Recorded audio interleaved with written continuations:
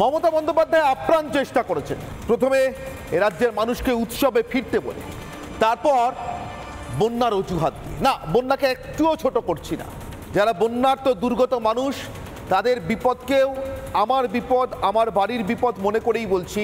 তাদের এই বিপদের জন্য অন্য কেউ দায়ী নয়, শুধুমাত্র এ রাজ্যের সরকার, মমতা বন্দ্যোপাধ্যায় পরিচালিত সরকার ছাড়া এবং তাদের বিভিন্ন দপ্তর ছাড়া। কিন্তু সে বিপদের দায়টাও কেন্দ্রীয় সরকারের কাঁধে ঠেলে দিয়ে মমতা বন্দ্যোপাধ্যায় আবার চেয়েছেন আসলে এ রাজ্যে আপনার আমার পরিসরে ড্রয়িং রুম থেকে শুরু করে চায়ের দোকান পর্যন্ত, পাড়ার মোড়, সর্বত্র অভয়াকে ভুলে গিয়ে চর্চা শুরু হোক। বন্যার দায় কার? ডিভিসি কি জেনে জল ছাড়িয়েছিল নাকি না জেনে জল ছেড়েছিল? মমতা বন্দ্যোপাধ্যায় চেয়েছিলেন সবার আগে আপনি আর আমি আবার উৎসবে ফিরে যাই। না উৎসবে ফেরাতে পেরেছেন, না বন্যা দুর্গতদের জন্য আপনার আমার মনের ব্যথা, তাদের পাশে গিয়ে দাঁড়ানোর জন্য আপনার আমার আন্তরিক ইচ্ছা, এই কোনো কিছুকে বিসর্জন দিয়ে কোনো কিছুর বিনিময়ে অভয়াকে ভোলাতে পেরেছেন। আমরা বন্যার ত্রাণেও আছি, আমরা অভয়ার বিচারের দাবিতেও আছি। এই মুহূর্তে রাজ্যের রাজপথে, একবারে রাজধানীর রাজপথে এবং বেশ কিছু জেলাতেও একই সঙ্গে এই মশাল মিছিল চলছে।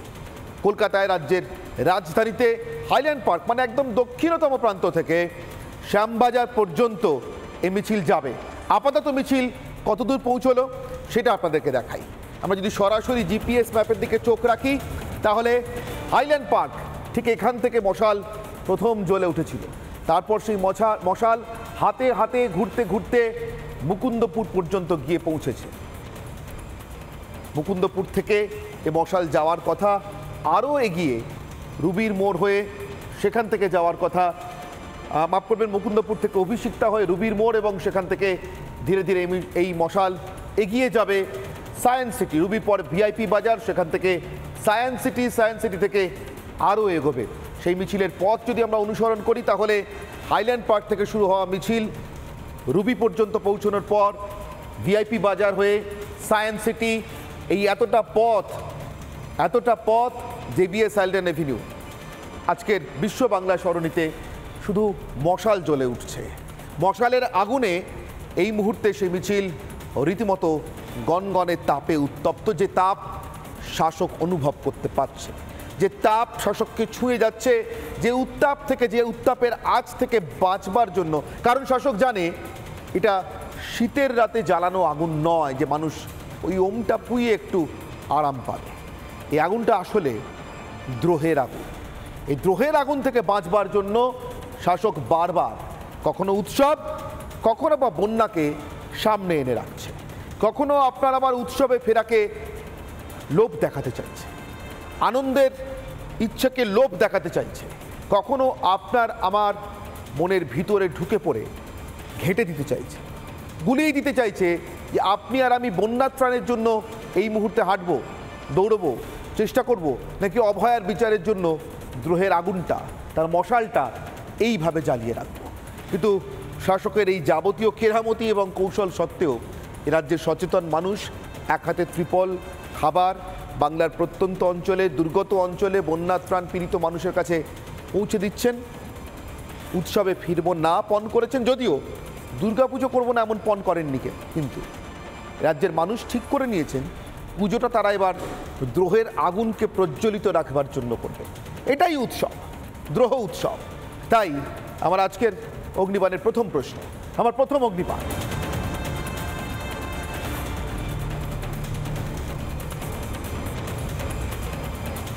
মশালে মশালে দ্রোহের ঘোষণা। এ রাজ্যের মানুষ রাজধানীর বুকে হাঁটতে হাঁটতে, জেলা শহরের বুকে হাঁটতে হাঁটতে মশাল নিয়ে, মশালের আগুনে দ্রোহের ঘোষণা করছেন। মমতার ছলে কেউ ভুলছে না। উৎসবের ছল হোক অথবা বন্যা পীড়িত মানুষের পাশে গিয়ে দাঁড়ানোর ছুতোয় মানুষকে আসলে অভয়ার বিচারের দাবি থেকে সরিয়ে অন্যদিকে সরিয়ে নিয়ে যাওয়ার ছল হোক, মানুষ ভুলছে না। কীরকম তার নমুনা হিসেবে আপনাদের সামনে আজকের বিশেষ প্রতিবেদন।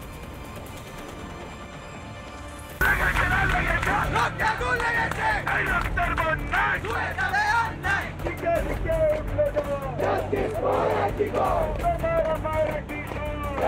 for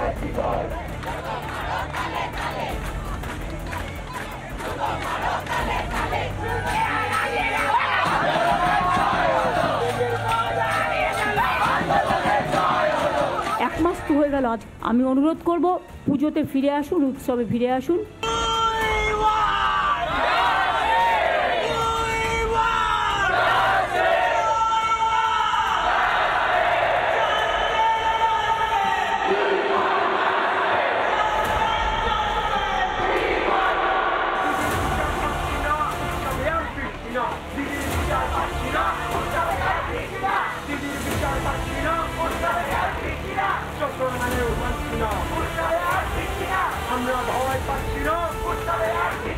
আর আমি চিকিৎসকদেরও বলবো, মেডিকেল ক্যাম্প যে করবো, এখনো পর্যন্ত কাজে তো যোগদান হয়নি।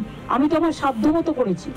যে ভয়াবহ বন্যা পরিস্থিতি তৈরি হয়েছে, আমরা একটা কমিটি তৈরি করে ঠিক করেছি মেডিকেল ক্যাম্প থেকে শুরু করে ত্রাণ শিবির থেকে শুরু করে তাদের সাহায্যে যা যা প্রয়োজনীয় পদক্ষেপ নেওয়া দরকার, সেই অভয়া ক্লিনিক আমরা আগামীকাল থেকে এই কর্মসূচি শুরু করব।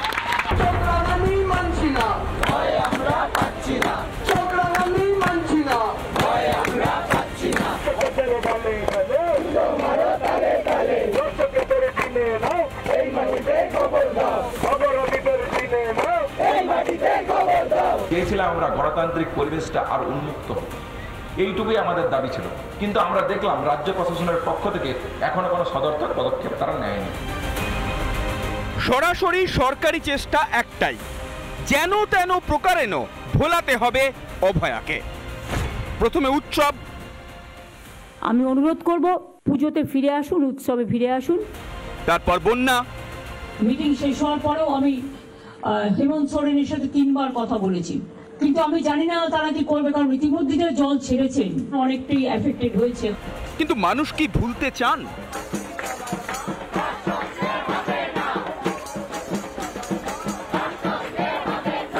এই আন্দোলন শুধুমাত্র ডাক্তারদের নয়, এই আন্দোলন প্রত্যেকে আমাদের সিট দ্বারা বিক্রি হয়ে যায়নি।